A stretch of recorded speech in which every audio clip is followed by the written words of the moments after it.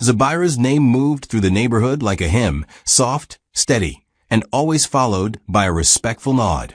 If you stood at the gate long enough on a weekday morning, you'd see him. Crisp shirt, calm smile, two children flanking him like proud little escorts, and Sadola behind them with that quiet look wives wear when they trust the ground their marriage stands on. He was the kind of man people used to correct other men. Be like Zabiru, they'd say, the way elders say amen after a prayer, confident that the universe wouldn't dare argue.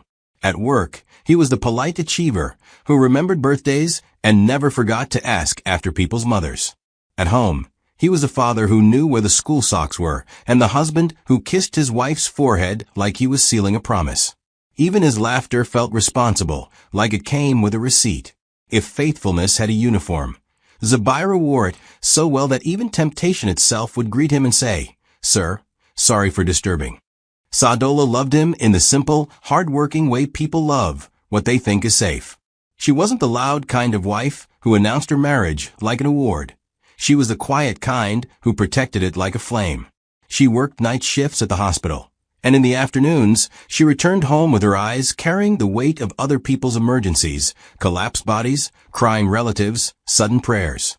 Yet, when she walked into her living room and saw Zabiru kneeling to tie their son's shoelace or arguing gently with their daughter about why homework could not be negotiated like market price, her tiredness softened. "You are doing well," she would tell him sometimes, and he would pretend to be embarrassed, as if praise made him shy. The children adored him. They believed their father could fix anything. Broken toys, bad moods, even the rain, because when Zabiru promised to take them out, the sky somehow behaved. In their eyes, he was not just a man. He was a reliable weather forecast. But perfection is often a costume people admire from afar, because distance makes stitching invisible. Zabiru's goodness was real, only it was not complete. Deep inside him, where nobody could see, there was a restless appetite that refused to be fed by applause, routine, or family prayers. He carried two versions of himself like two phones in different pockets, one for public calls, one for secret messages. And what made it terrifying was not that he lied clumsily. No, Zabiru lied like a man folding clothes neatly into a drawer. His double life didn't look like chaos, it looked like planning. He could be both husband and stranger in the same day and return home with the same gentle voice, the same fatherly jokes, the same faithful face. If guilt ever knocked, he treated it like a salesman, politely, briefly, and without buying anything. And because no one suspected him, the lie grew confident. The way weeds grow best in a garden everyone assumes is clean. At the office, Zabiru was the standard. The men who usually spoke of women the way people discuss football clubs, switching loyalties with ease, became careful when he entered the room. Not because he was scary, but because he was clean. His presence made certain jokes feel dirty. When colleagues complained about their wives, Zabiru would smile and say something calm like, "Marriage needs patience," and everyone would suddenly remember that they, too, were once patient, before life and ego started charging them daily fees. Even the boss praised him. "This one is stable," the boss would say, tapping Zabiru's shoulder like he was testing the strength of cement. "Good husband. Good father. Focused man." People loved that word, focused. In Nigeria, focus is treated like holiness. If you are focused, your sins are assumed to be busy elsewhere. His reputation stretched beyond work.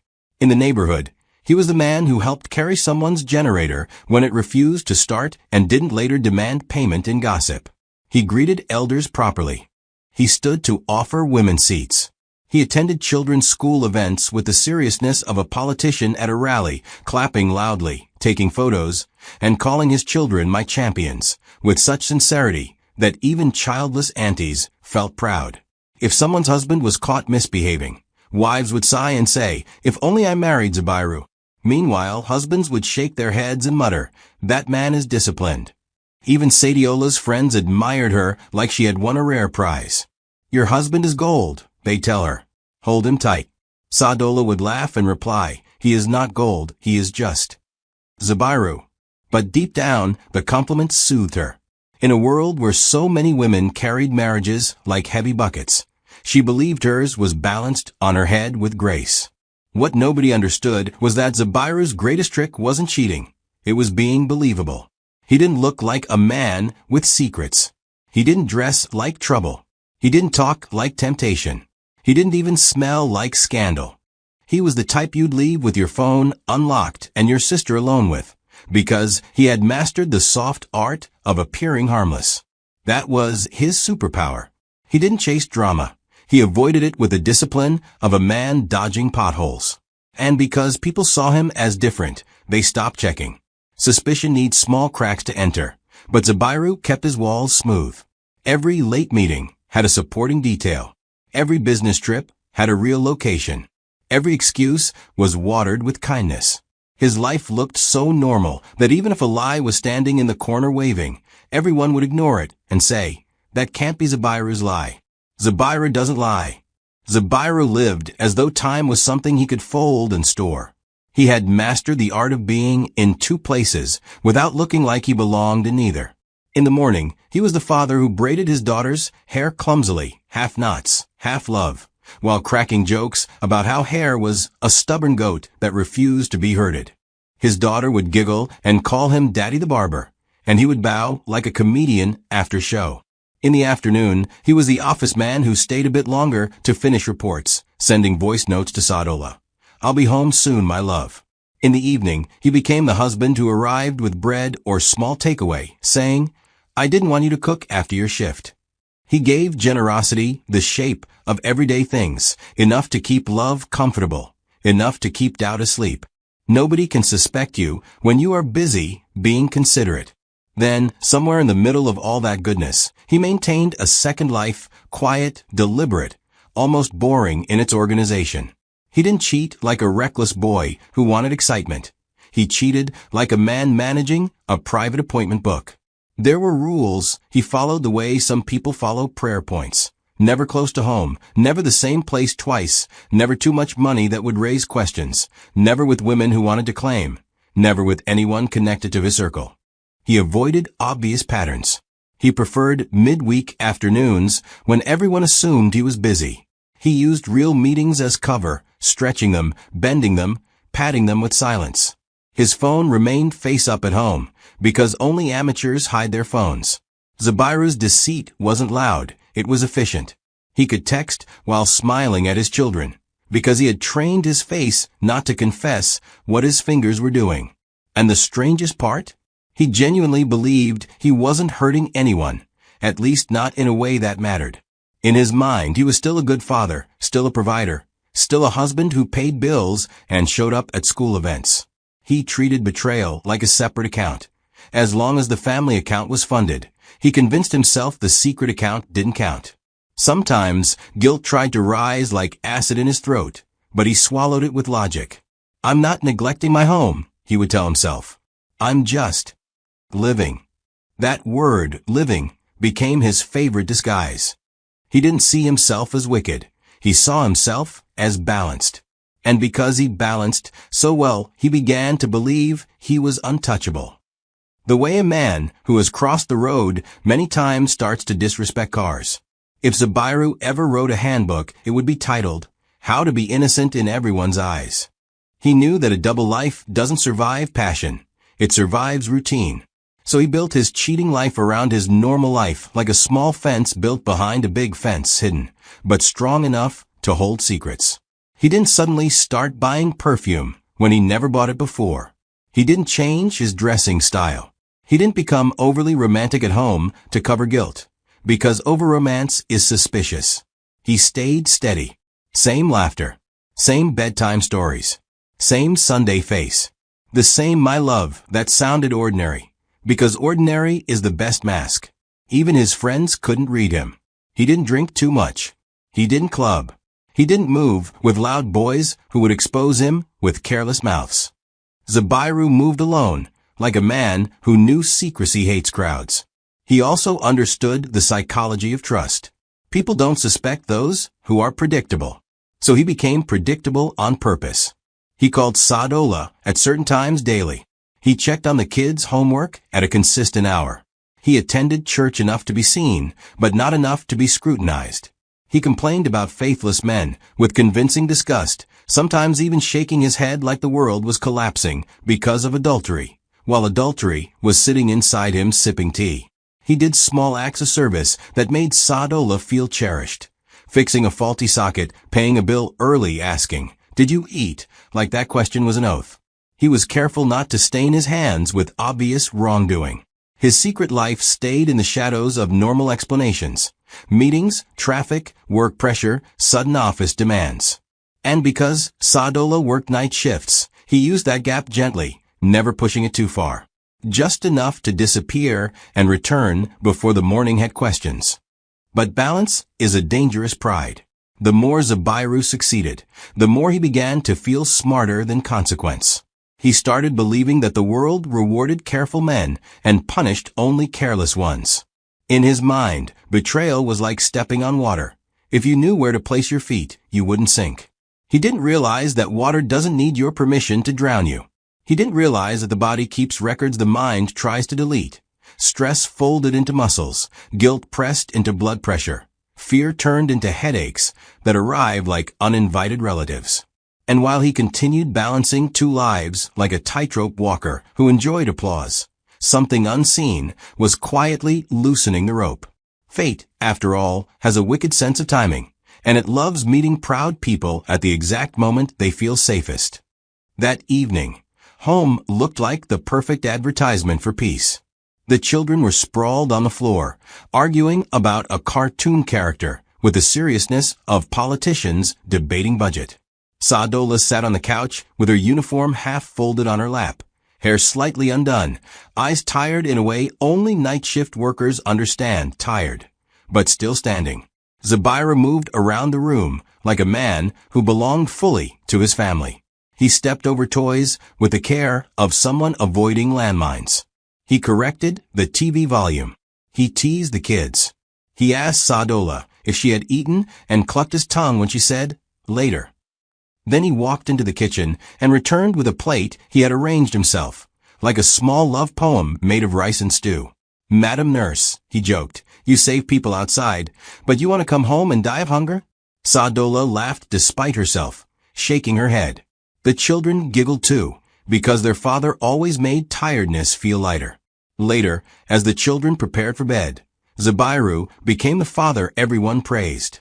He supervised brushing teeth, told them to stop wasting toothpaste like it was government money, and made them recite short prayers. His son yawned and leaned on him. His daughter asked for a story.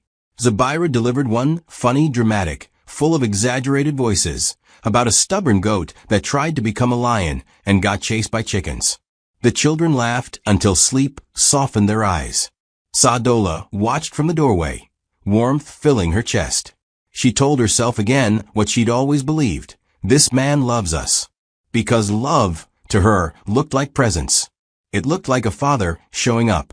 It looked like a husband who made jokes, carried responsibilities, and never acted like she was a burden. When the children finally slept, the house grew quieter, and the night began to stretch. Sadola prepared for her shift, packing small snacks, checking her ID card, adjusting her headscarf. Zabiru leaned against the wall, watching her, wearing that gentle face that made people forgive the world for being hard. "Be safe," he said. "Call me when you get there." Sadola nodded. She didn't know that the calmness in his voice was a skill. She didn't know he could sound faithful even when faithfulness was not what he was practicing. Zabiru kissed her forehead, soft, familiar, convincing. And as she stepped out into the night, trusting the man inside the house, he stood there like a perfect husband framed by a perfect doorway. While somewhere behind his eyes, a second life waited, punctual as an alarm, ready to begin. Zabiru left the house with the calm of a man who had done nothing wrong and planned to do nothing unusual, at least not in ways that would raise eyebrows. He didn't rush. He didn't sneak. He locked the door properly, checked his car mirrors like a responsible driver, and waved at the security man with his usual polite nod. The lie he carried that night wasn't loud or dramatic. It was neat and well-ironed. "Late meeting," he had said earlier, and it sounded so reasonable it didn't even echo. Late meetings were part of his identity. They came with his job, his seriousness, his focus. Nobody questioned them, because they had been true so many times before. The danger of a well-used excuse is that it stops feeling like an excuse at all. It becomes a schedule. As he drove, Zabira mentally rearranged time the way some people rearrange furniture. He knew exactly how long he could be away without disrupting the rhythm of home. He calculated traffic, potential calls, and the acceptable hour to return without explanation. His phone buzzed once, Sadiola's message, "I'm on my way. Talk soon." He replied immediately, because speed builds trust. "All right. Be safe." He even added a small heart, the digital equivalent of sprinkling sugar on a lie. Then he switched lanes, both literally and figuratively, letting the familiar road dissolve behind him as he headed toward the quieter part of town, where nobody knew his children's names. What Zabiru never admitted, not even to himself, was how exhausting balance truly was. Carrying two lives required more than intelligence. It demanded emotional discipline. He had trained himself to compartmentalize so deeply that sometimes he surprised himself with how easily he transitioned. One minute he was the faithful husband in voice notes. The next, he was the charming stranger who spoke like consequences were imaginary. He believed this ability made him superior, like a man who could juggle fire without burning his hands. But even the best performers sweat. Even the smoothest liars carry tension in their shoulders. And as he drove deeper into the night, the silence of the car wrapped around him, heavy and thoughtful, like it knew something he didn't, or refused to acknowledge. The hotel Zabiru chose was forgettable by design. Not too clean to look suspicious. Not too dirty to attract attention. Just ordinary enough to disappear from memory once you left. He liked places like that, spaces that didn't ask questions. When he walked in, he did so confidently, greeting the receptionist with polite neutrality, the way a man does when he knows he belongs everywhere and nowhere at once. No nerves. No hesitation. He wasn't hiding. He was blending. The mistress arrived shortly after, nothing dramatic, no grand entrance. She smiled when she saw him, a smile born not of love, but of familiarity. To her, he was calm, mature, dependable. To her, he was not someone's husband. He was simply Zabiru, the man who always seemed in control. He sat across from her with relaxed shoulders, speaking easily, laughing softly. He never overpromised, never made reckless declarations. That was part of his charm. He wasn't the type to say, "I will leave my wife," because he knew such promises attracted expectations, and expectations bred exposure. Instead, he spoke in careful half-statements, letting ambiguity do the heavy lifting. He listened attentively, nodded at the right moments, and maintained the image of a man who had space in his life, not chaos. Even here, in secrecy, he managed his image like a brand. He kept checking his watch, not because he was anxious, but because discipline comforted him. Discipline was the spine of his double life. Yet, beneath the smoothness, something was off. He felt it like a quiet hum beneath his skin, a pressure he couldn't name. His laughter sounded normal, but his chest felt tight, as though a belt had been pulled one notch too far. He shifted in his seat, stretching slightly, dismissing the discomfort as hunger or stress. After all, stress was part of being important, wasn't it? Men like him carried responsibility. Men like him were allowed a little pressure. He waved it off with a joke, refusing to let his body interrupt his illusion of control. But bodies are poor liars. They speak in symptoms. And while Zabiru continued talking, smiling, and managing the moment, something inside him was quietly rebelling against years of emotional arithmetic. The first wave came gently, like a warning tap on the shoulder, a slight dizziness that made the room tilt just enough to be noticeable. Zabiru paused mid-sentence, blinking slowly, then laughed it off. "Maybe I didn't eat properly," he said casually, as though hunger could explain everything. The mistress frowned, asking if he was all right, but he waved her concern away with practiced ease. Concern was dangerous. It invited attention. He took a sip of water, inhaled deeply, and reminded himself that he had survived worse days. Men like him didn't collapse. Men like him managed. But the second wave was less polite. His chest tightened again, sharper this time. and his breath shortened as though the air had suddenly become expensive. He stood up, pacing lightly, trying to shake off the feeling the way one shakes off sleepiness. The room felt warmer than before. Sounds blurred slightly at the edges. He felt sweat gather at his temples, uninvited and embarrassing. Still, he refused panic. Panic was for people who didn't plan. Panic was for men who were careless. Zabiru had rules. Rules protected him. He told himself this was nothing. Just stress reminding him he was human. As he sat back down, a strange thought passed through him, quick and unwelcome. What if the balance finally breaks? He dismissed it immediately, annoyed by his own imagination. Balance had never failed him. His life was proof of that. Yet his hands trembled slightly when he placed them on his knees, and his heart began to beat faster, not with excitement, but with confusion. He tried to speak again, but his voice felt distant, like it was traveling from somewhere far away. The mistress's face blurred into worry. She reached toward him, calling his name, but it sounded muffled, as though he were underwater. And in that moment, as the room spun and the weight of years pressed down on him all at once, Zabiru realized, too late, that control is an illusion the body eventually refuses to maintain. The collapse was sudden and undignified. No dramatic warning.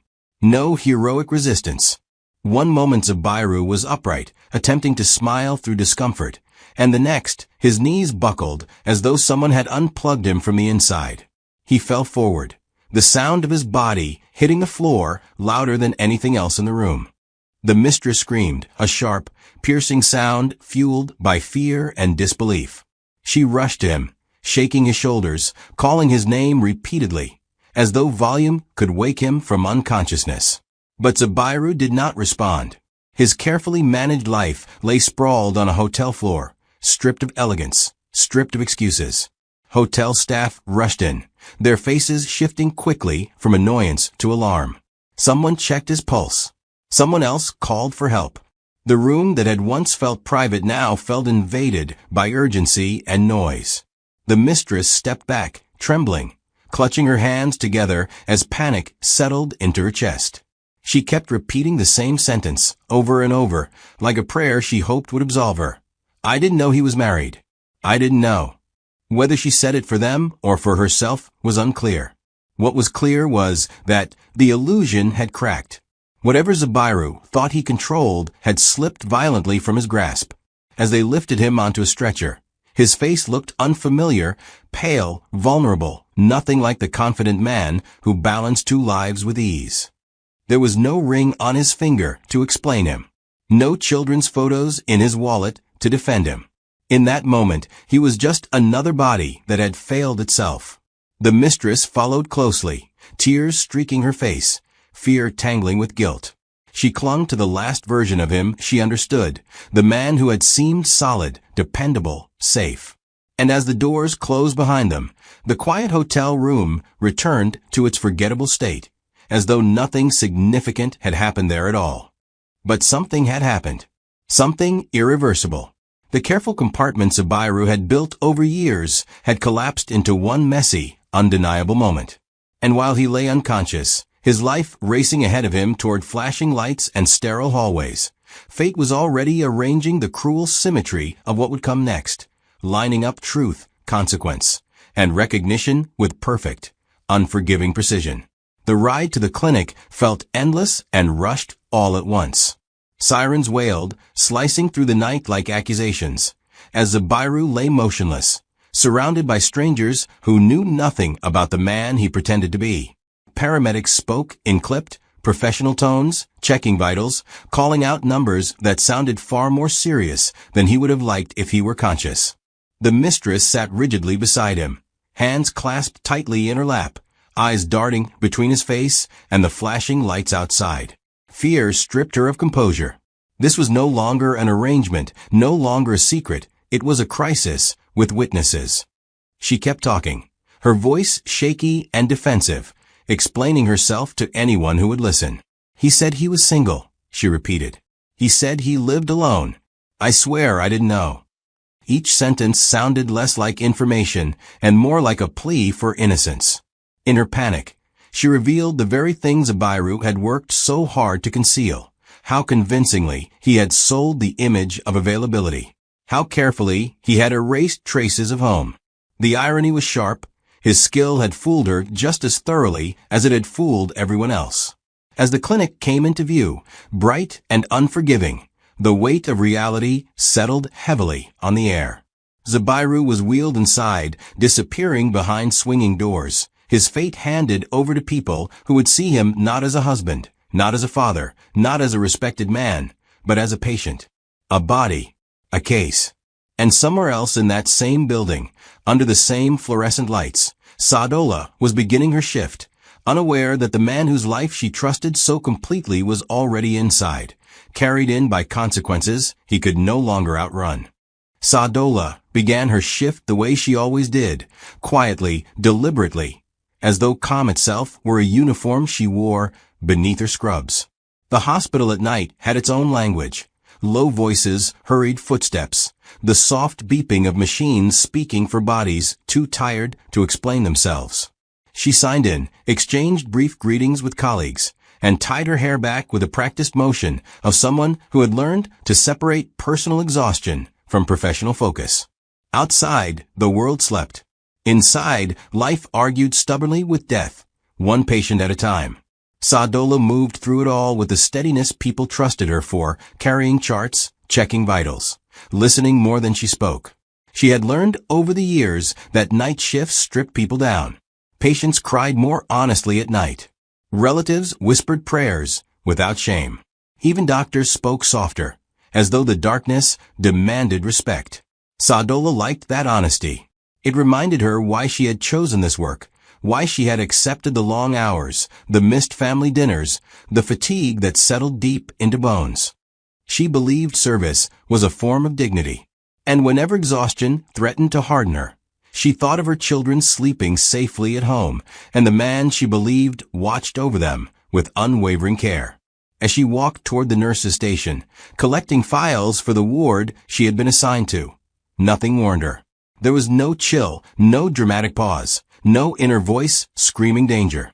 Life rarely announces its betrayals. She flipped through patient names casually, scanning conditions and room numbers, mentally arranging her rounds. Her mind was on routine, medication times, observation notes, follow-ups. The night stretched ahead, long but familiar. Sadola did not know that within those files was a name that would divide her life cleanly into before and after. Nor did she know that the calm she carried so effortlessly was about to be tested by a truth that had been moving around her home for years, undetected. Sadola paused, not because of instinct, but because of recognition. The name on the chart sat there innocently, printed in black ink, surrounded by clinical notes and abbreviations. For a moment, she assumed coincidence. Names repeat themselves. The world is full of people who share letters and sounds, but not lives. She almost turned the page. Almost. Something made her look again, more carefully this time, tracing the spelling with her eyes as though accuracy could protect her from meaning. The room number followed. Her chest tightened slightly, then relaxed. Coincidence, she told herself firmly. Zabiru was not the kind of man who arrived at hospitals this way. She picked up the chart and walked toward the ward, her steps measured, professional. Along the way, she rehearsed nothing because there was nothing to rehearse. Her husband was faithful. That belief had never shaken, not once. He was cautious, responsible, predictable in the safest ways. If anything happened to him, she would have known already. He would have called, or someone would have called. The certainty of that thought soothed her as she reached the doorway, pulled back the curtain, and stepped inside with the calm authority of a nurse doing her duty. The world did not end loudly. It ended quietly. Zabiru lay there unconscious, wires trailing from his body, his face drained of its familiar confidence. For a moment, Sadola simply stood. No scream, no gasp, just a stillness so deep it felt like time had paused to watch her reaction. The man she trusted with her life, her children, her absence during night shifts, lay before her stripped of story, stripped of excuses. In that instant, memory rushed in like a flood. Every late meeting, every calm explanation, every unquestioned goodbye. The realization did not crash, it settled. And when it settled, it was heavy. Sadola did not touch him immediately. She needed that distance, that thin line between nurse and wife, between professional responsibility and personal devastation. She read the monitor first, grounding herself in numbers and rhythms, heart rate, oxygen levels, blood pressure. Machines were honest. They did not lie or pretend. They showed what was happening without apology. She focused on that honesty because looking directly at Zabairu's face felt like staring at a stranger who had borrowed something precious and returned it damaged. Years rearranged themselves in her mind without her permission. Conversations replayed differently now, stripped of innocence. His predictability no longer felt comforting. It felt calculated. The trust she had carried like a badge suddenly felt naive, though she refused to let shame take root. Trust, she knew, was not foolishness. Betrayal was a choice. Still, the silence in the room pressed against her chest, heavy with unspoken explanations. She wondered briefly how long this life had existed beside hers, unseen. She wondered how many times she had slept peacefully while deception moved freely through her home.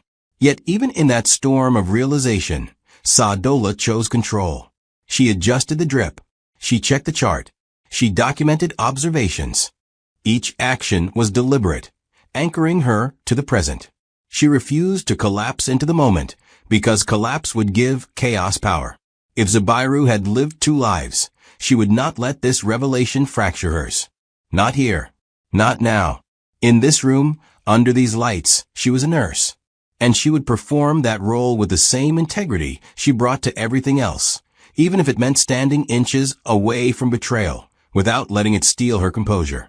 When Zabairu stirred, Sadola was ready, not emotionally, but mentally. She had prepared herself in the only way she knew how, by deciding who she would be in this moment. She would not cry. She would not accuse. She would not collapse into explanations that begged for answers she already suspected.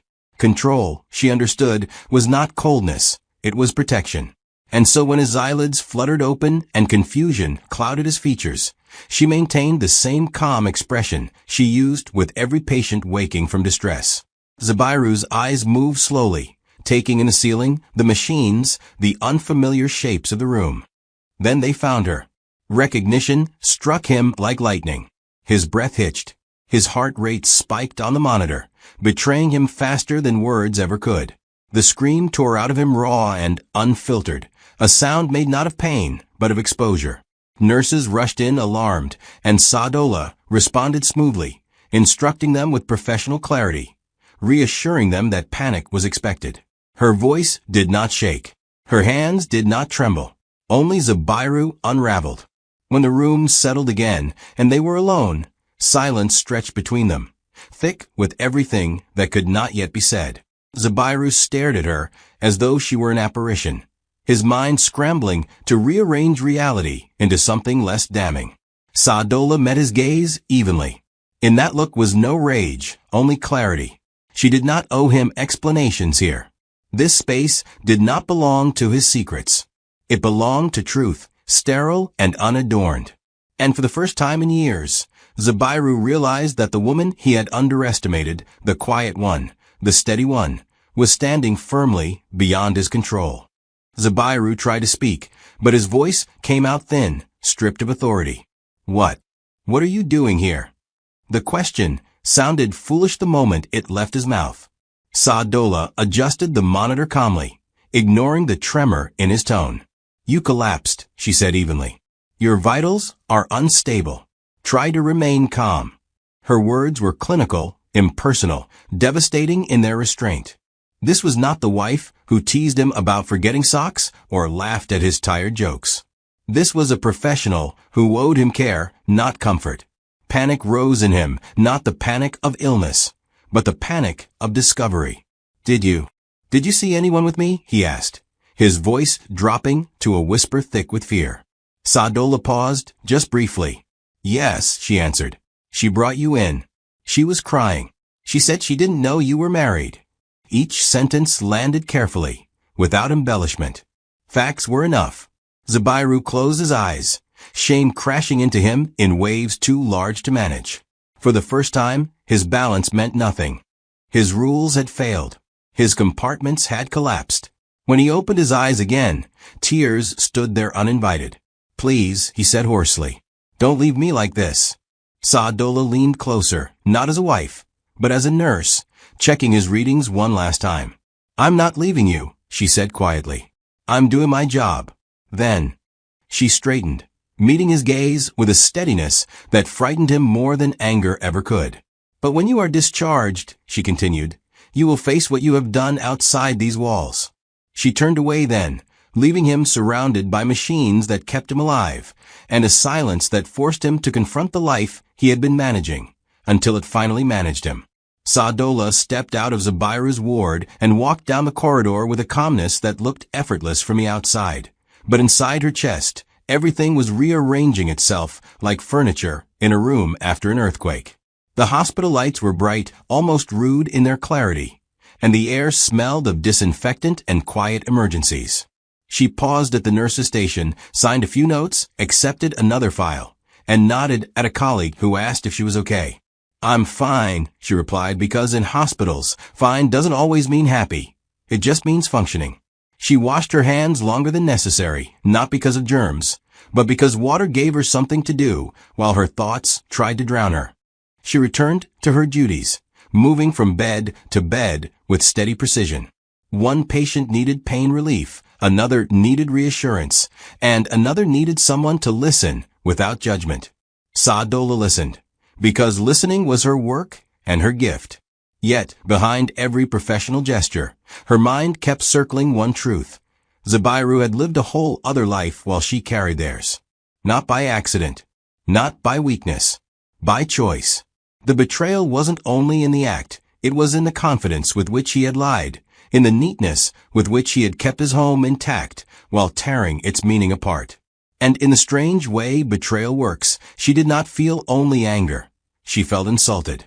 Not because she was not enough, but because she had been treated like a woman who wouldn't notice her own reality being edited. Later, when she returned to his ward, her posture stayed composed. She checked his medication schedule and spoke only what was necessary. Zabiru tried to soften her with fragile words, small apologies that sounded like a man testing whether a door was locked. She did not open it. She did not slam it either. She simply set boundaries like lines drawn on a clean floor. Clear, unarguable. "Rest," she instructed. "Your body needs stability." He wanted forgiveness. He wanted comfort. He wanted her to fold her pain into silence the way she always folded clothes. But Sadiola's calm was not surrender. It was the first sign that she had stopped performing the role of a blind believer. She was now awake, and she would decide the meaning of that awakening on her own terms. By morning, Zabiru's condition had improved enough for him to sit up without the world spinning like a stubborn merry-go-round. The physical danger was passing, but the emotional exposure remained fresh, sitting in the room like a third person who refused to leave. He noticed things he would normally ignore. The way nurses paused a second too long before entering. The way a junior doctor avoided meeting his eyes. The way his mistress's earlier panic had already become a story told through glances rather than words. Hospitals were full of secrets, but they were also full of people who read body language like scripture. Nobody needed an announcement. His shame was loud enough. He tried to reclaim control through politeness. He thanked the staff too much, smiled too often, asked harmless questions about recovery. But politeness could not scrub away the truth. The truth sat in his own mind, repeating itself. Saadola saw. Saadola knows. Each time she entered, his chest tightened, not from illness now, but from fear. Because this time, the person holding the power was not his boss, not his colleagues, not society. It was the woman he had assumed would always stay quiet. He had built his double life around the belief that Saadola was gentle and trusting. What he didn't plan for was the strength that gentleness often hides. Soft people can be firm when they stop being deceived. Zabiru's thoughts began to spiral beyond the hospital bed. What if word reached their church? What if his children heard whispers? What if Saadola told her friends, the same friends who praised him like a miracle? His image, once unshakable, now felt like glass with an invisible crack. He realized something bitter. Reputation is not built only by what you do, but by what people believe you would never do. And now that belief was threatened. He wanted to call someone, to invent a new story, to patch the hole quickly before it grew. But even his phone felt like a dangerous object. Lies needed speed, yet his body demanded rest. He was trapped between the consequences he could not outrun and the truth he could not rewrite. And the quiet eyes of the hospital, watching without speaking, made him feel smaller than he had ever felt in his life. The days that followed were medically calm, but emotionally brutal. Doctors adjusted Zubairu's medications, advised rest, and cautioned him about stress. The word stress hung in the air like an innocent diagnosis, but Zubairu knew better. Stress wasn't only from work.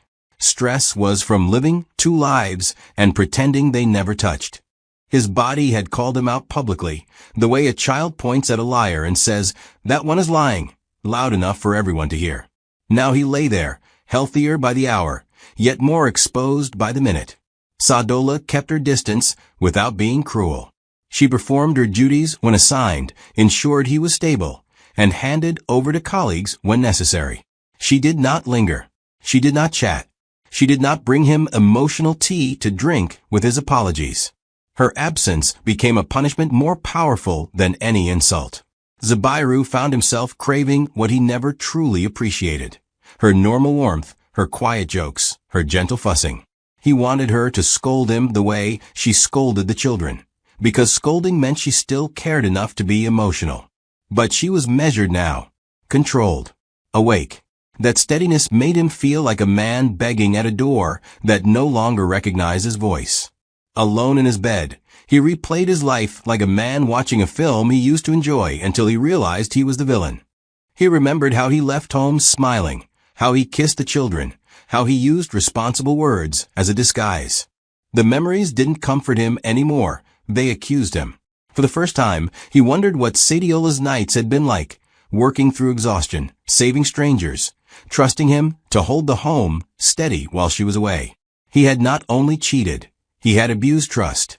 That realization did not soften him instantly into a saint, but it pierced his pride. He understood now that his biggest crime was not desire, it was deception packaged as devotion.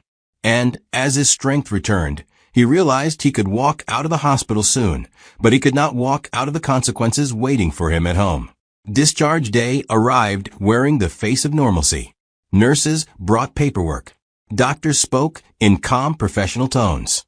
Avoid stress, they advised again, as if stress was a place you could refuse to visit. Zubairu nodded obediently, signing forms with a hand that looked steady but carried fear beneath the skin. He dressed slowly, folding hospital clothes away, putting on his own outfit like a man reclaiming identity. Yet the identity he wanted was no longer secure. He was not leaving as the perfect husband. He was leaving as a man whose secrets had collided with reality. He waited, hoping Sadola would come, hoping she would do the simple wife things that would soften the humiliation. Carry his bag, adjust his collar, whisper, "Let's go home." But she did not appear the way he wanted. When she finally came, it was brief and professional, like a final check, not a reunion. She confirmed the discharge instructions, reminded him of follow-up appointments, and asked if someone would pick him up. Her voice was steady, free of bitterness, but heavy with distance. Zubairu searched her face for anything, anger, tears, love, even disgust, something that would make him feel like he could respond. But her expression offered no easy script. She was not giving him a scene. She was giving him space to face himself. Outside the hospital doors, the sun looked too bright, like it was exposing him on purpose. Zubairu stepped out slowly, inhaling freedom that didn't feel free. He saw the world moving normally, people laughing, cars passing, life continuing, and he felt insulted by normalcy. How could the world continue when his personal universe had cracked? His phone buzzed. A message from the mistress, brief and nervous. "Are you okay?" He stared at it, then locked his screen, feeling shame rise like bile. This was the mess he had created. A wife turned stranger, a mistress turned problem. and 2 children at home who still believed their father was a hero. He stood there for a moment, bag in hand, realizing that leaving the hospital was easy. The real discharge, the release from consequences, was something he might never get. Home did not greet Zabiru with drama. It greeted him with ordinary sounds. The distant hum of a fan, the faint noise of children playing, the familiar scent of the house. That normality hit him harder than shouting would have. He walked in carefully, as though the floor might accuse him. The children ran to him, excited, asking questions in innocent chaos. "Daddy, are you fine? Daddy, what happened?" Their concern was pure, and it pierced him because he did not deserve it. He forced a smile, hugged them, and felt the weight of their small arms tighten around his neck like a reminder of everything he risked for a secret that now looked stupid in the daylight. Sadola did not rush to greet him. She was there, yes, but she kept her distance, watching like someone observing a familiar place after discovering it had hidden corners. Later, when the children were distracted, she spoke to him quietly, not with rage, not with tears, but with the calm firmness of a woman who had stopped bargaining with denial. She did not list insults. She did not ask useless questions like why, because why often has no dignified answer. Instead, she made him understand the true damage, the trust he shattered, the respect he abused, the life he endangered. Her words were simple but heavy. They landed without drama, the way truth lands when it's no longer begging to be believed. That night, Zabiru sat alone longer than he ever had, not because he was physically weak, but because he had lost the comfort of his own performance. The faithful mask that once felt natural now felt like a lie pressed against his face. He realized that the life he had balanced so skillfully had finally demanded payment, and payment didn't come in money, it came in exposure, distance, and the cold knowledge that Sadola would never again be the woman who trusted without thinking. He had survived the collapse, but survival was not victory. It was merely a chance to face consequences while alive. And somewhere in the quiet, beneath the ordinary sounds of home, Zabiru understood the cruelest part. He could apologize 1,000 times, but he could never undo the moment his wife looked at him in that hospital and saw, not her husband, but the stranger he had been hiding in plain sight. Please like and subscribe. Your support means the world to us. Thank you for watching to the end. Don't forget to come back for the next amazing tale yet.